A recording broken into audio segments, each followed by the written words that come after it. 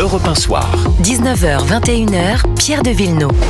Alors, on nous avait annoncé qu'on aurait un résultat très très serré. On nous a annoncé que les résultats ne seraient pas connus très très vite, qu'il faudrait attendre des jours, peut-être des semaines. Et voilà que Donald Trump, comme je viens de le dire, non seulement a le nombre de supérieur en grands électeurs, mais également le vote populaire. Nous sommes avec toujours Philippe Carcenti qui représente les Républicains à Paris. Bonsoir. Bonsoir à Georges Fenech. Bonsoir. Bonsoir à Louis Oselter, mon confrère du Figaro. Bonsoir. Et bonsoir à vous, Philippe Etienne. Bonsoir. Merci d'être avec nous, ancien ambassadeur de France aux États-Unis. Est-ce que cette élection aussi rapide et ce raz-de-marée vous a-t-il surpris, Philippe Etienne ? Oui, ça m'a surpris. Ça n'aurait sans doute pas dû me surprendre parce que c'est la troisième élection d'affilée où Donald Trump a été sous-évalué par les instituts de sondage. Même quand il a perdu il y a 4 ans, il était aussi nettement au-dessus des sondages. D'un certain côté, c'est rassurant parce que il vaut mieux une victoire nette. Et puis, on peut saluer le fait que Kamala Harris l'ait appelé. Tardivement, quand même. Oui, mais enfin, il y a 4 ans, je ne sais pas si Donald Trump avait appelé Joe Biden. Il avait même refusé de venir à l'investiture. On peut avoir une... C'est pas bien, ça, Philippe Carcenti. Ça n'est pas bien du... Non, mais attendez, vous me connaissez un petit peu. Je reconnais à chaque fois qu'il y a des choses qui sont pas bien. Pas bien. Pas bien, très bien. Philippe Etienne. Et donc, on peut avoir une transition pacifique, parce que moi, j'étais aux États-Unis quelques jours avant, et c'est vrai qu'il y avait une anxiété de ce qui allait se passer. Bon, là, tout ça est plutôt rassurant. Maintenant, c'est vrai que c'est une élection très massive et qui n'était pas prévue, même si les instituts de sondage avaient dit qu'ils avaient corrigé leur sous-évaluation de Donald Trump. Avec non seulement... Alors on dit souvent que... Et d'ailleurs, il y a eu un sondage tout à l'heure fait par CNN qui disait que 60% des Américains des villes avaient voté pour Harris et 37% seulement avaient voté pour Donald Trump. Cela dit, quand on regarde, il a su avoir un vote immense des latinos, 45% des latinos, donc les minorités, et 54% chez les hommes latinos, contre 44% seulement pour Kamala Harris. C'est vrai aussi pour les Afro-Américains. Ça, c'est nouveau. C'est nouveau. C'est nouveau.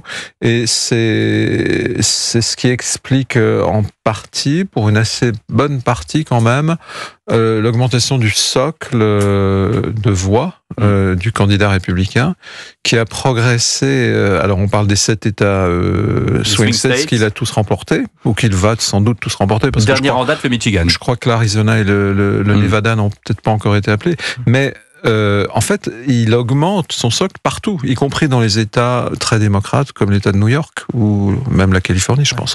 Donc c'est général, et c'est sans doute grâce à l'apport de ces communautés qui ont voulu aussi manifester leur déception de l'administration démocrate, parce qu'il faut quand même constater que la principale raison de la défaite de Kamala Harris et la victoire de Donald Trump, c'est quand même le désaveu de l'administration Biden. Et de la politique économique de Biden, et notamment où la les politique gens disent que tout est 2 fois plus cher. Et notamment la politique économique. Alors, bon, on peut après aller discuter des causes de l'inflation qui a suivi les plans de relance après le Covid, mais les sondages montraient 60% en gros de désaveu ou de réprobation du bilan de Biden. Georges Fenech. Vous voulez avoir mon sentiment ? J'aimerais beaucoup. Oui, écoutez, moi je salue d'abord, je trouve que c'est une victoire absolument historique dans toute l'histoire des États-Unis. Voilà un homme de 78 ans, traîné dans la boue, traîné devant les tribunaux judiciaires, qu'on a tenté d'assassiner. Avec un verdict en suspens encore, sur une affaire. On verra plus dans quelques années maintenant, parce qu'il a quand même une Tout est en suspens pour l'instant, tout est en appel. Bien sûr, bien sûr. Et voilà qu'il revient et qu'il déjoue absolument tous les pronostics. Il y avait tous les médias, à part Fox News, contre lui. C'est un miracle ce qui vient de passer. Mais en même temps, c'est pas un miracle. Ça s'explique, il y a des explications tout à fait rationnelles. Et comment je l'ai ressenti ce matin, en découvrant ça vers 4 heures du matin, j'ai senti ça comme, pour nous, j'entends, une bonne nouvelle. Voilà, une bonne pour nous, nouvelle. la France, vous voulez dire. Pour la France et pour le monde.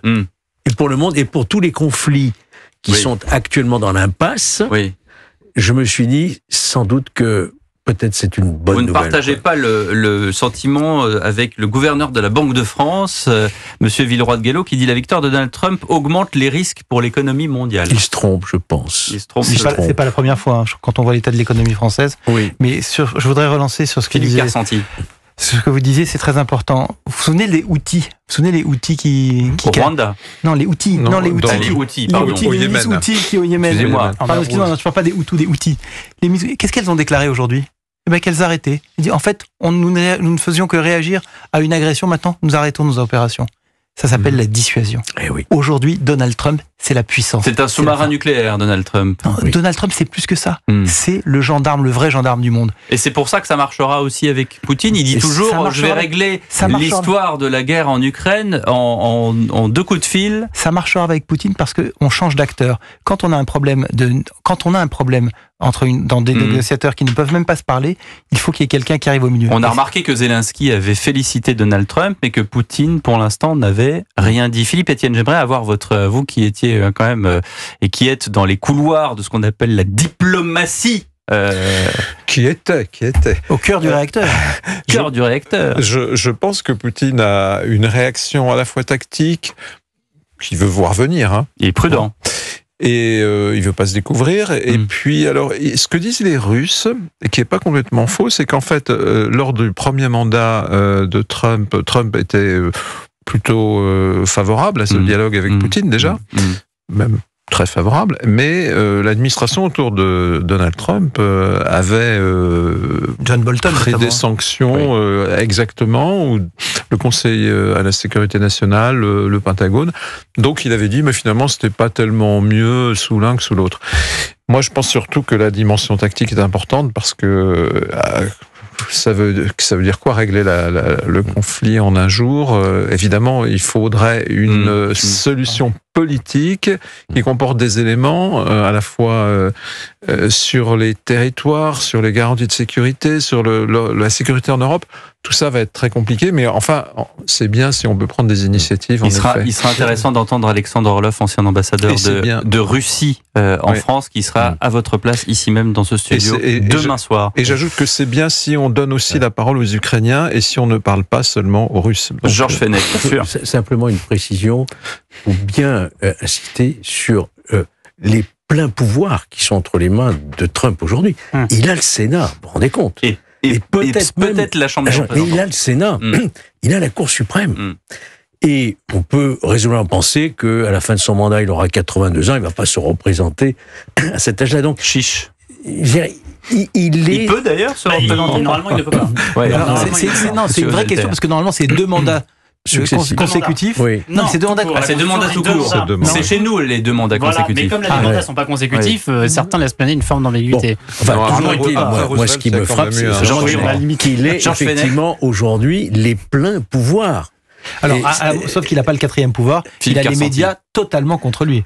Oui, encore que, bon, il y a Twitter, il y a Elon Oui. Musk, et puis... Vous avez raison, oui, mais c'est vrai qu'il n'a pas les... Et puis il y a Fox News quand même, Oui. qui est avec lui pour l'instant. Louis Zolter n'a pas beaucoup parlé. Cher Louis, votre sentiment sur cette élection? Merci Pierre.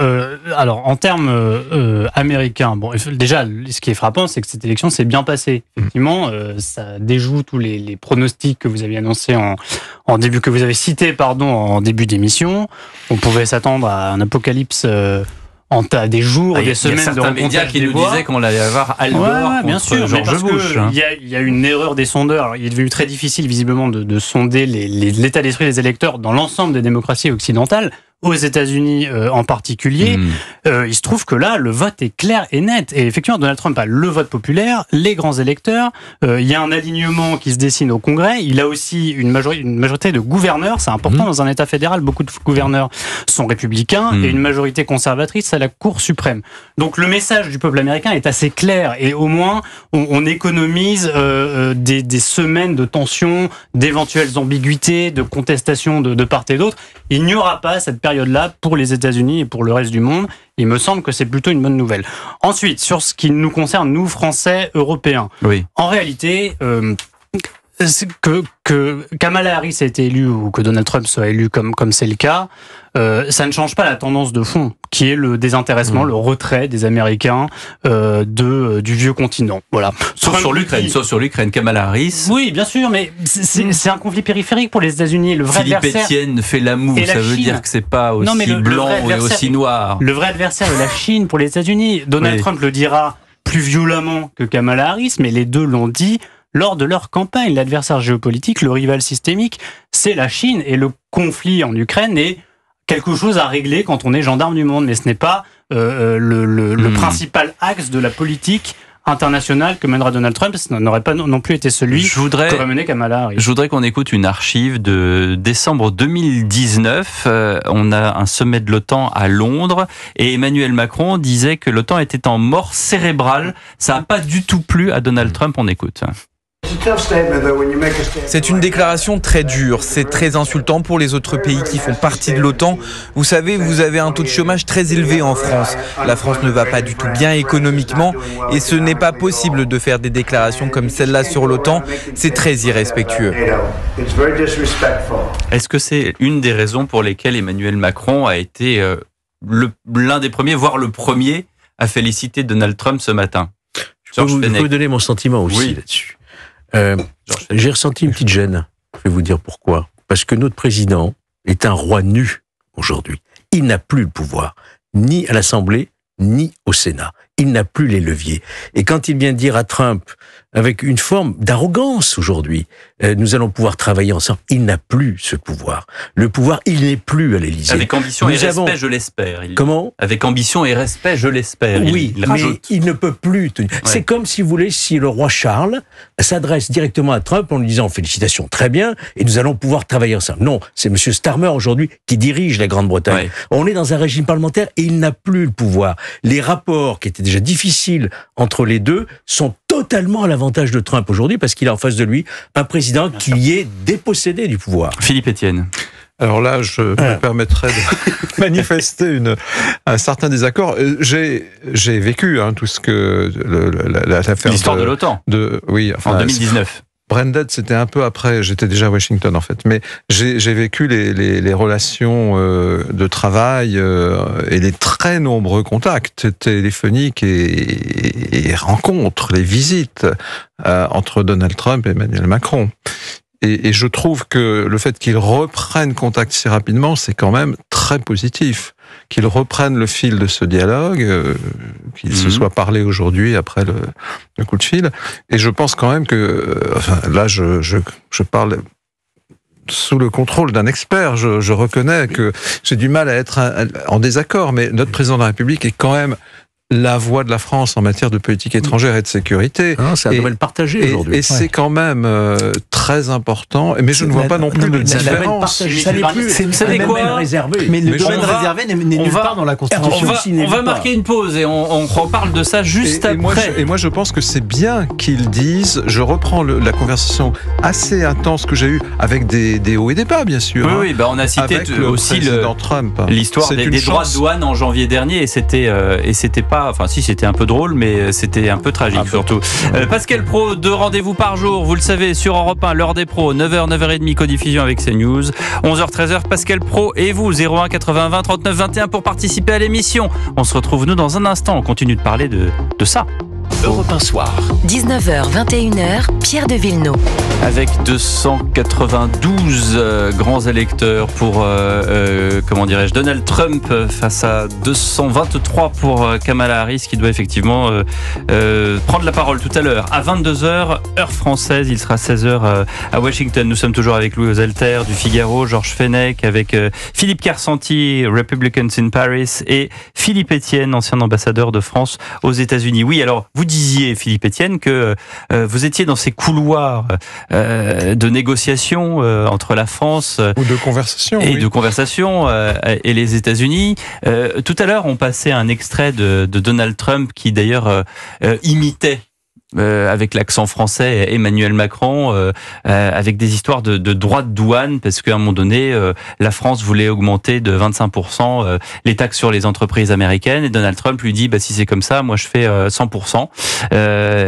Et Macron lui a dit, non, mais tu peux pas faire ça. Voilà. Il y a toujours un jeu entre les deux. Excusez-moi Pierre, mais ça c'est la manière dont, dans un meeting, Donald Trump le raconte. Moi je peux vous raconter comment ça s'est passé. Alors comment ça s'est passé ? C'est en fait, il y avait plusieurs conflits. Il y avait Airbus-Boeing, et on a eu à cause de ça des taxes sur le vin, vous vous souvenez ? Oui. Il y avait l'acier et l'aluminium. Bon. Et puis il y avait la taxe sur les services numériques que la France et d'autres pays ont décidé de créer. Et là, c'est vrai que l'administration Trump a dit, moi je m'en souviens très bien, c'est moi qui ai reçu l'appel lors de l'été 2020 du Conseil économique du président Trump, de mettre des taxes sur nos spiritueux et vins mousseux qui n'étaient pas couverts par les sanctions Airbus-Boeing. Simplement, ces sanctions, ils nous ont donné 6 mois pour négocier un accord qui d'ailleurs a été trouvé plus tard, mais multilatéral, pour en gros geler les taxes sur les services numériques et travailler à l'OCDE sur une taxe commune. Et à ce moment-là, rétroactivement, on remboursait ce qu'on avait fait payer aux entreprises. Mais on n'a jamais eu les sanctions parce qu'elles devaient être mises 6 mois plus tard. Et 6 mois plus tard, c'était le 6 janvier 2021. Et c'était le jour de l'insurrection contre le Capitole. Et donc, il n'y avait pas les gens à... Donc, en fait, ce qu'il raconte est, sur le fond, exact, parce qu'il y a eu cette négociation sur la taxe numérique mais en fait, ça s'est passé un peu différemment, quoi. Voilà, c'est comme ça que c'est passé. Mais c'est normal qu'il raconte ça comme ça dans son meeting. C'est le style de Donald Trump. Donc, ce que je veux dire par là, c'est que de nouveau, on va avoir des sujets de divergence, notamment sur les droits de douane. Parce qu'on l'a vu là à la Bourse de Paris, qui a clôturé en baisse, avec notamment des valeurs sur les vins, les spiritueux. C'est normal. C'est toujours pareil. Il y a des craintes avec les droits de douane. Mais vous savez pourquoi ? C'est ce qu'on sait faire nous en France. Il y a 2 raisons pour ça, parce que les fameux droits de douane sur le vin Airbus-Boeing, en fait, quand Biden est arrivé, l'administration Biden a négocié avec la Commission européenne, mais ils n'ont pas réglé le problème. Ils ont arrêté les sanctions, les tarifs, mais ils ont gelé. Et donc, ça peut revenir avec l'administration Trump. Donc ça, c'est le premier problème. Le deuxième problème, c'est que Donald Trump, dans sa campagne, a annoncé de nouveaux tarifs douaniers, de 10 à 20% erga omnes, donc y compris sur les produits de l'Union européenne. Et il va les tenir, Philippe Carsanti. Toutes les importations. Alors, c'est possible, mais je crois qu'il y a une chose assez importante. Un nouvel acteur dans la scène internationale qui va redevenir quelqu'un d'important, c'est Javier Milei, le nouveau président argentin. Parce qu'il y a une vraie... je dirais... C'est monsieur Afuera, c'est ça ? Afuera. Pour les ministères, un vrai libéral, pas comme ce qu'on nous a raconté en France quand on avait soi-disant des gouvernements libéraux, non. Un vrai libéral qui cherche à couper dans les dépenses publiques. Il a une vraie proximité avec Donald Trump, et donc je pense que ça va être intéressant de voir comment il va être mis en avant par les médias et par l'administration américaine pour montrer ce que c'est que couper dans les dépenses. Et ça pourrait donner des idées à des gouvernements éventuellement européen, français, peut-être. Il faut quand même aussi rappeler qu'au niveau européen, le seul chef d'État qu'il ait cité dans ses discours avec une grande proximité, c'est Orban. Oui. Mais Orban, je crois qu'on se trompe beaucoup sur Orban. Je crois on fait un mauvais procès à Orban. C'est pas mon cas. Ah d'accord. On fait un mauvais procès à Orban. Sur Viktor Orban, le président. Sur Viktor Orban, le premier ministre hongrois, qui est une présidente, effectivement. Voilà. Le premier ministre hongrois, si on regarde bien l'attitude de Viktor Orban par rapport à l'Ukraine, il y a quelque chose qui ne va pas, on est clair, mais sur le reste, je crois que c'est un chef d'État qui pourrait nous donner des leçons sur beaucoup de domaines, notamment économiques et notamment sociétaux. Philippe Etienne reste impassible, c'est ce que je trouve assez étonnant pour, de la part d'un diplomate français. Non, vous savez, moi j'ai passé pas mal d'années de ma carrière à Bruxelles, à la représentation permanente de la France auprès de l'Union européenne. Donc j'ai aussi été 1 an à Budapest au tout début de ma carrière. Et donc je pense que... Il n'y était pas au début de votre carrière. Non. Enfin, plus exactement, il était en campagne. Il a, bien après, certes, il est parti sur une ligne très libérale. Et il a participé à ce mouvement d'ouverture de la Hongrie après la chute du mur de Berlin. Ouais. Vous savez que la Hongrie a joué un rôle d'ailleurs dans l'accueil des Allemands de l'Est et au lac Balaton et ensuite là on s'éloigne un peu des États-Unis. Oui, mais surtout que je pense que si vous avez raison, c'est le dirigeant européen pour des raisons évidentes, idéologiques, que Donald Trump a cité. Mais aujourd'hui, Donald Trump redevenant président des États-Unis, il va évidemment, d'où l'appel déjà cet après-midi, avoir un intérêt à parler notamment avec notre président. Alors, parce que dans l'Europe, non seulement avec, il n'y a quand même pas que la Hongrie. Non seulement avec le président, mais apparemment il y a une ouverture de Trump à Kamala Harris, puisque on apprend à l'instant qu'ils ont tous les deux au téléphone convenu de la nécessité d'unifier le pays. Voilà ce que déclare le porte-parole des Républicains, Louis Alter. Qu'est-ce que ça veut dire ? C'est rapport avec la tonalité du discours de Trump ce matin pour nous, au bout de la nuit pour lui, en Floride. Mais il a fait un discours, certes assez décousu dans son style, citant tout le monde, faisant venir les gens sur scène, mais il y avait dans une partie de ses propos déjà le fait qu'il cite les différentes composantes de l'Amérique, pays multiculturel, et il a cité ces différentes cultures parce que il sait aussi que des gens ont voté pour lui. On parlait du vote latinos, on parlait du vote des Afro-Américains. Donald Trump, l'un des phénomènes de cette élection, c'est le vote d'une partie des minorités pour lui, pour le candidat républicain, et la sortie des assignations électorales qui étaient des évidences avant dans la politique américaine, qui n'en sont plus maintenant avec ce clivage entre Donald Trump et le président. Voilà, il s'était pas revanchard, il n'a pas insulté Kamala Harris comme il avait pris l'habitude. Il aurait pu le citer quand même. Il n'a pas dit un mot. Il aurait pu dire un mot. J'allais dire, c'est déjà pas mal pour lui qu'il n'insulte pas un adversaire qui a perdu à plat de couture. Lui a gagné à plat de couture. Il n'est pas dans la revanche. Il n'est pas dans la revanche comme le précisait tout à l'heure encore cet après-midi François Hollande. C'était remarquable. Il faudrait donc une réponse européenne à la hauteur de ce qu'est le défi posé par l'élection de Donald Trump. Cette réponse européenne, elle ne peut venir que de la France et de l'Allemagne dans un premier temps. Il faut que l'Allemagne et la France, au-delà des difficultés internes, au-delà des problèmes qui sont posés sur un certain nombre de sujets, se retrouvent pour tirer l'Europe et pour faire que l'Europe soit capable d'être dans un rapport de force avec Donald Trump. Parce que Donald Trump, d'une certaine façon, il est comme d'autres présidents qui ne sont pas forcément élus démocratiquement, il ne comprend que le rapport de force. Voilà, monsieur François Hollande a tout compris, évidemment, à nouveau, et voilà l'exposé qu'il nous fait. Le président Trump, je cite le communiqué de Stephen Chung, qui est donc le porte-parole de Donald Trump. Le président Trump a remercié la vice-présidente Harris pour sa détermination, son professionnalisme et sa persévérance tout au long de la campagne, et les deux dirigeants ont convenu de la nécessité d'unifier le pays. Oui, Philippe Kersanti. J'ai envie de vous donner une information éventuelle qui pourrait être un scoop. Moi, je pense savoir qui sera le prochain secrétaire d'État américain. Je pense que c'est Rick Grenell, qui était l'ambassadeur des États-Unis en Allemagne. Et quand je l'avais rencontré à Berlin, j'étais allé le voir, on avait parlé, et je lui avais posé une question, et vous allez peut-être, ça va vous dire quelque chose par rapport au Quai d'Orsay, et je lui dis, mais qu'est-ce que tu fais, qu'est-ce que tu fais à Berlin? T'es formidable, enfin, c'est vraiment un type exceptionnel, Rick Grenell. Et je lui ai dit, mais pourquoi t'es à Berlin? Pourquoi tu viens pas à Paris? Paris, c'est quand même plus important. C'est quand même plus important que l'Allemagne. On est quand même membre du Conseil de sécurité. Et la réponse de Rick Grenell était assez étonnante. Il m'a dit, tu sais, avec la France, on n'a aucun problème. Ça roule. C'est avec l'Allemagne qu'on a des problèmes. Trump et surtout Trump n'aime pas l'Allemagne. Alors que Olaf Scholz est dans une déroute. Et donc c'est ce qui est dingue. Et ça c'était quand? Et ça c'était le 4 juillet. Le 4 juillet 2019, exactement. 19, donc en fait, il avait anticipé la déroute politique que connaît Olaf Scholz en ce moment. Il parlait des problèmes entre l'Allemagne et les États-Unis. Et il me disait, et je lui disais, mais pourquoi? Il m'a dit, tu peux pas savoir le travail que j'ai à faire ici à Berlin. Il m'a dit à Paris. Ça, les Allemands s'en souviennent. Et regardez une chose. Comment? Les Allemands se souviennent de Rick Grenell. Voilà. Non, mais rendez-vous compte. Dans les deux sens. Personne n'est capable de citer les ambassadeurs américains en France, à part il y avait Rohatyn à l'époque. Mais je veux dire, parce qu'en fait, les ambassadeurs américains en France n'ont plus vraiment de rôle, d'importance. Voilà. Parce qu'il n'y a pas de problème à régler. Alors que Rick Grenell. Charles Rifkin, quand même, avait joué. Oui, non, mais Rick Grenell. Non, mais Rick Grenell était dans les médias en Allemagne. Absolument. On parlait de lui. Alors, il parlait. Philippe Etienne.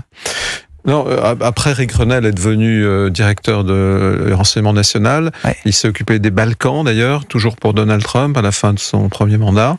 Et effectivement, c'est l'un des noms, c'est pas le seul, mais c'est l'un des noms qu'on met en avant pour être secrétaire d'État. C'est qui les autres? On parle d'un sénateur qui était l'ambassadeur de Trump au Japon. On parle du retour de Mike Pompeo, mais plutôt au Pentagone. Enfin bon, de toute façon, moi je suis sûr que Donald Trump, lui, il décidera tout seul à la fin. Mais je voudrais rajouter une chose sur Rick Grenell. Il est marié avec un homme. Et c'est très important parce qu'on nous a raconté pendant cette campagne que donc Donald Trump c'est Hitler, il est homophobe, il est raciste. Il suffit de repasser quelques extraits du service public. Et c'est vraiment un des plus proches de Donald Trump au niveau de la diplomatie. Et donc on voit vraiment, et vraiment, moi je me souviens quand on s'était vu, il me présente son mari, normal quoi, comme moi je lui présentais ma femme. Je voulais juste vous dire qu'on va se retrouver dans un instant. Tiens, je parlais de la crise politique en Allemagne. J'apprends à l'instant que le chancelier Scholz limoge le ministre des Finances. Voilà, comme ça vous le saurez. C'était la crise plus ou moins attendue aujourd'hui. Et puis une autre chose, c'est que le Parti socialiste, dans le prolongement de ce qu'on a entendu de Monsieur Hollande, demande une réunion en urgence des socialistes européens pour demander l'organisation d'une réunion après l'élection de Donald Trump. Voilà, on part en guerre. Mais il y a une réunion à Budapest des leaders européens vendredi. Oui, mais là, c'est les socialistes européens qui vont donc se faire une réunion entre eux pour un plan d'attaque contre Monsieur Trump. Voilà. Je pense que Donald Trump tremble. Je vais lui transmettre. On se retrouve dans un instant avec nos invités. À tout de suite. Europe 1 Soir. 19h, 21h, Pierre de Villeneuve. Et voilà qu'on apprend que Joe Biden félicite Donald Trump et l'invite à la Maison-Blanche, sans doute, pour lui faire part de la décoration qu'il a changée, peut-être de trois choses qu'il connaît par cœur, la Maison-Blanche, Donald Trump, évidemment, Philippe Carcentier. C'est très étonnant. Si vous avez l'occasion d'aller à la Maison-Blanche, c'est quelque chose d'assez incroyable parce que c'est petit, la Maison-Blanche. C'est étriqué. Vous marchez dans les couloirs, quand on connaît l'Élysée, quand on voit un petit peu la majestuosité de l'Élysée, quand on va à la Maison-Blanche, le bureau ovale est petit, tout est assez étriqué. Non, mais les architectes français sont quand même beaucoup plus doués, non Alors c'est vrai que Washington a été fait par l'architecte français L'Enfant. Toute l'architecture de Washington, le plan de Washington. Mais la Maison-Blanche également, du coup. La Maison-Blanche, je ne sais pas. Pas mais sûr, parce que ça fait très maison coloniale quand même. Le plan de la ville a été fait par L'Enfant. À vérifier. Nous allons voir ça. En attendant, effectivement, c'est parti. Je voudrais qu'on écoute Benjamin Haddad, le ministre des Affaires européennes. Il était ce matin sur France Inter et il disait que les États-Unis, bien sûr, restaient nos alliés avant tout. Vous savez, les États-Unis sont nos alliés, donc nous on travaillera avec le président américain élu quel qu'il soit. On a travaillé avec Donald Trump dans le premier mandat d'Emmanuel Macron entre 2016 et 2020. Il faudra trouver les moyens de travailler sur nos intérêts en commun, mais fondamentalement ce que je vois, et c'est ce que j'avais ressenti déjà lors du premier mandat, c'est que la réponse elle est chez nous, elle est en nous, c'est la capacité pour les Européens de prendre en charge leur propre destin, leur sécurité, au moment où on voit effectivement ces tendances. On va y revenir.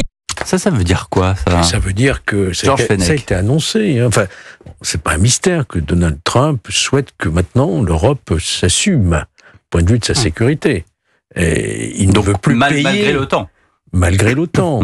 Voilà. Et c'est pour ça qu'effectivement, on peut penser que la France a un rôle prééminent à jouer dans les temps à venir, parce que qui d'autre que la France pourrait être ce parapluie de la défense européenne. On l'a toujours dit, l'Europe de la défense, c'est la France. On l'a toujours dit. On a dit qu'à un moment donné, il y avait l'Angleterre, on avait un projet de porte-avions en commun finalement qui a été avorté.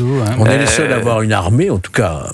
Il y a une réticence toujours, peut-être historique, mais je ne sais pas, mais avec l'Allemagne, ça n'a jamais vraiment fonctionné. Et les autres pays sont petits. Et on a les seuls à avoir le parapluie. Et puis après, on a des pays de l'Est qui sont, c'est vrai, assez atlantistes. La Pologne qui donne 4% de son PIB pour le déploiement de l'armée, mais enfin, elle le fait toute seule, et puis en attendant, elle achète du matériel américain. Mais c'est pour ça aussi que Emmanuel Macron s'est précipité.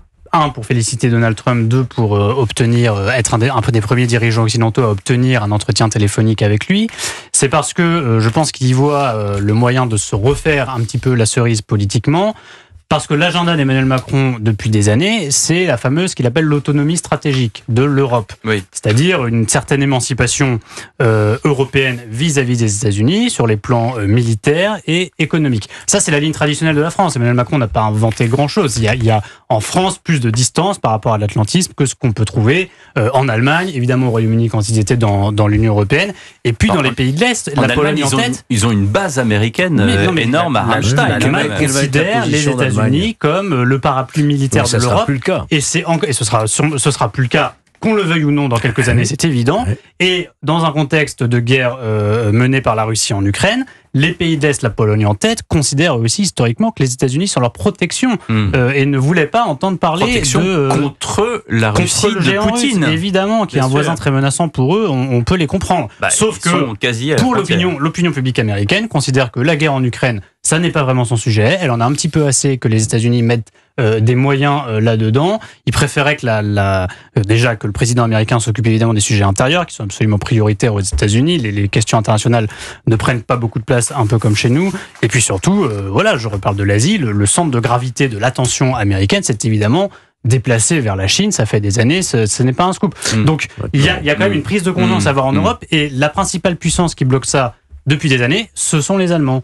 Pas que Olaf Scholz, Angela Merkel l'a bloqué aussi pendant des années. Et là, on voit un chancelier qui est affaibli, qui n'a pas de majorité, ou en tout cas qui a affaire à une coalition compliquée. Et vous venez de rappeler encore un épisode aujourd'hui qui rappelle que tout n'est pas au beau fixe entre lui et ses partenaires.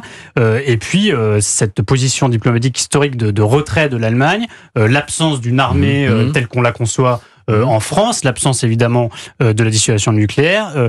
Donc ce grand désaccord franco-allemand, il va être encore plus exacerbé par l'élection de Donald Trump, parce que cette élection met l'Europe face à ses responsabilités d'autonomie. Et la France en particulier. Philippe Carsanti. Oui, je voudrais ajouter quelque chose, c'est que les États-Unis n'ont pas envie d'être dérangés, d'être distraits par ce qui va se passer en Europe. Donc c'est pour cela aussi que Donald Trump va chercher à apaiser les choses, à faire en sorte que ça se calme. Et encore une fois, la Crimée ne retournera pas à l'Ukraine. Je crois qu'en tout cas, ça ne se passera pas de mon vivant. Pour ce qui concerne le Donbass, ça me paraît aussi très hypothétique. Donc, les garanties de sécurité dont parlait Philippe Etienne tout à l'heure, c'est très important pour l'Ukraine. Et il n'y a qu'un chef d'État puissant et dissuasif qui peut apporter des garanties de sécurité, ce que ne pouvait en aucun cas faire Joe Biden. Et donc, c'est ça ce que fera Donald Trump. Il y aura une hyper territoriale pour les Ukrainiens. Il y a quand même plus d'1 million de victimes entre les morts et les blessés entre la Russie et l'Ukraine. Il faut que ça s'arrête. Ça, c'est ce que vous dites, monsieur. Oui. C'est ce que vous dites. Mais personne, moi, je ne connais pas le plan. Je ne connais pas le plan. Et Donald Trump, il n'a pas détaillé. Il n'a rien dit pour l'instant. Il dit, peut-être a-t-il raison. En un coup de fil, je règle les choses. Il avait dit ça. C'est un élément de langage pour dire, voilà. On l'a bien compris. Mais c'est qu'il, quelque part, il doit avoir un plan, quand même. Et ça, on ne le connaît pas. Mais Philippe Carsanti ne le connaît pas non plus. Alors, il va lâcher la Crimée. Si je vous disais que je le connaissais, qu'est-ce que vous dites, Louis Alter ? Poutine. En fait, le plan de Trump, c'est ça. C'est-à-dire, je ne crois pas du tout. On peut probablement, on peut penser d'ailleurs très raisonnablement que Donald Trump veut régler cette affaire, que ça risque de se faire dans le dos des Européens et dans le dos des Ukrainiens. Et c'est un facteur supplémentaire de retrait de l'Europe si ça se passe comme ça. Je ne crois pas. Parce qu'évidemment que Donald Trump, il a une relation avec Vladimir Poutine, il peut parler à Vladimir Poutine, ne serait-ce que parce que c'est son mode de diplomatie. Donald Trump fait des deals. Il est prêt à faire des deals avec n'importe qui, y compris avec le président russe, auquel les Européens ne parlent plus. C'est toute la question que soulevait Georges Fenech. Je ne sais pas. Donald Trump veut rentrer dans l'histoire comme quelqu'un qui aura fait regardez, il a fait les accords d'Abraham. Souvenez-vous quand même, moi je me dis quand même une chose. Moi j'ai grandi, j'ai 58 ans. J'ai passé ma vie à entendre on ne fera jamais la paix entre les pays arabes et Israël si on ne résout pas le problème israélo-palestinien. Il a changé le problème, il a changé de paradigme. Il va peut-être arriver avec quelque chose de nouveau. C'est un homme créatif. Regardez quand même cette campagne incroyable. Les 4 images de la campagne, c'est quoi ? C'est le mugshot quand il sort, quand il est appelé par le juge. C'est McDonald's, c'est le tireur, avec l'oreille. Fight. Et c'est la benne à ordures. 4 images. Vous vous rendez compte ce qu'il est capable de faire ? Donc, moi, je crois que vraiment, faites-lui confiance. Il a prouvé qu'il a été capable de... Le McDo et le benne à ordures, c'est travailler, c'est du marketing, c'est du Trump, c'est l'homme d'affaires.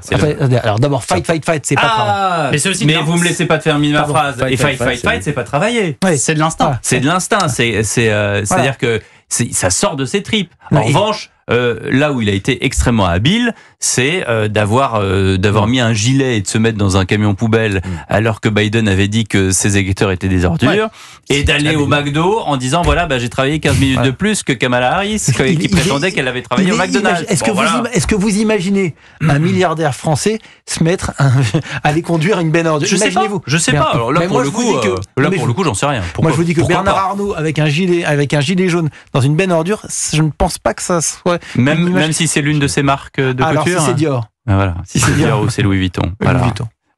Pardon, Louis Alter. Donald Trump. Non mais c'est vrai qu'il faut reconnaître à Donald Trump un instinct politique formidable. Et on le voit encore avec sa victoire.